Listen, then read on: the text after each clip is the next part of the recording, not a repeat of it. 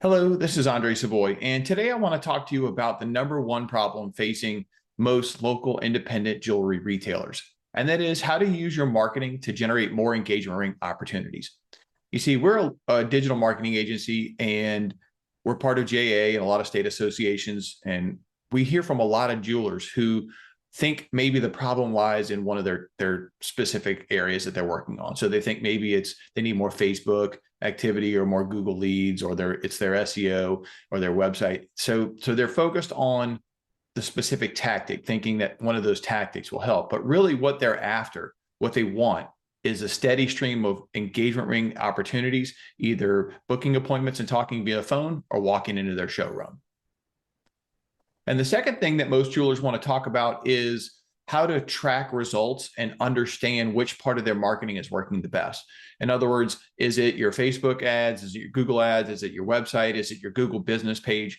Jewelers want to understand where their leads are coming from, and so that they can turn around and really focus more of your marketing effort and your budget on those areas rather than wasting it on things that aren't working. And as a jeweler, do you know why this is so important? It's because of the average lifetime value of an engagement ring sale. One of our clients, one of our larger clients actually decided to do a study. They actually brought in a third-party company from the outside to study their books. This is a third-generation jeweler, so they've been open 65 years, so they have a lot of data to pull from. And they hired a third-party company to come in and study what the average value was of an engagement ring sale. And that included people that came in and bought their engagement ring, referred other people, came in and bought other merchandise over the lifetime of the relationship. And I'm gonna just take a second here, and I want you to just guess, what is the number? What's the number that third-party firm came up with? Got an answer? The answer that they came up with is $90,000. Now, stop and think about that for a second. One engagement ring sale at any point in the relationship is ultimately worth $90,000 into your business. And that is why this jeweler said to us, they said, we track our engagement ring opportunities. We know exactly how many we get, and we really want to grow that number. That's our goal. And after completing this study, you can imagine what happened next with this client. Well, they came to us and they said, listen, Andre, we've been super happy with you guys and everything you've done. We love having you part of our team. We feel like you guys are part of the family here. And really what we need at this point is we need you guys to design a plan that's going to double down on the engagement ring side of our business. You can make modifications, changes, do whatever you want. We're giving you a blank slate. Come up with a plan that's going to drive engagement ring opportunities for us in the showroom. And you know what? We took the challenge. Well, the good news is that some of those early clients that we work with in the jewelry space were actually turned out to be some of the best clients in the jewelry industry in the US. These were big clients doing 10, 12 million a year, some of them single location, big flagship stores, and other with multiple locations. But, they were doing a lot of things right. But the truth is they had a lot of things when we began working together that they were not doing well. Even as a large company with budgets and staff and that sort of thing, they had a lot of holes in their digital marketing strategy. And the way we looked at it was a lot of opportunity. So we took what we saw was working, and we applied what we knew from working with other upscale clients, because that's basically, our agency was started working with upscale clientele 15 years ago. And we began working with people like Roy H. Williams, the Wizard of Ads, who's wrote the best-selling books and worked with some of the top jewelry companies in America. And we took and combined that all together into our own marketing plan specifically for jewelers, designed to create engagement ring opportunities. We pulled in all the things you've heard about, creating funnels, Google ads, Google SEO, Facebook ads, email marketing, even a lot of nurturing, because the reality is with engagement ring leads, a lot of times they're very early in the process. Depending on what data you look at, it takes people anywhere from 2 to 5 months to pick an engagement ring. And that means that they're going to be looking much earlier than they're ready to make an appointment. So a big part of our strategy was to figure out how to nurture those people after they made initial contact, and how to put tracking methods in place so that we could track them out after they, when they made that initial contact, when they finally come in to convert. A lot of times that conversion window lags, and it's hard to see where their original contact came from. So we put plans in place to address all of that. And then of course, jewelers want engagement ring sales, but they also need fashion. So we included some pieces of the plan to include fashion stuff for things like Christmas gifts with low price points, Valentine's Day, Mother's Day, graduations, those kind of things that jewelers need throughout the year to keep their business going, and also to kind of get those first sales in the door. A lot of times, it leads up to maybe an engagement ring purchase later. So we made sure to build in for those things as part of our plan. But the lion's share of the activity throughout the year goes towards building engagement ring opportunities. And that's not just first time engagement ring opportunities. Of course, it does include people coming in and buying that first ring. A lot of times they're younger. A lot of times those are smaller dollar sales. The client we work with told us that their average was $4,500 across the spectrum, but we have other clients that have told us their average is $7,500 or even higher. And some of that depends on what market you're in, what kind of clientele you serve, whether or not you sell strictly earth mine diamonds, or if you sell lab grown. So all those sort of things take into account. But, when you're talking about building engagement ring sales, you're talking about factoring all those things in. First time purchasers, earth mine, lab grown. You're talking about people who are going through second marriages. They're in their 40s or 50s, getting married for a second time, and they've got more money to spend this time.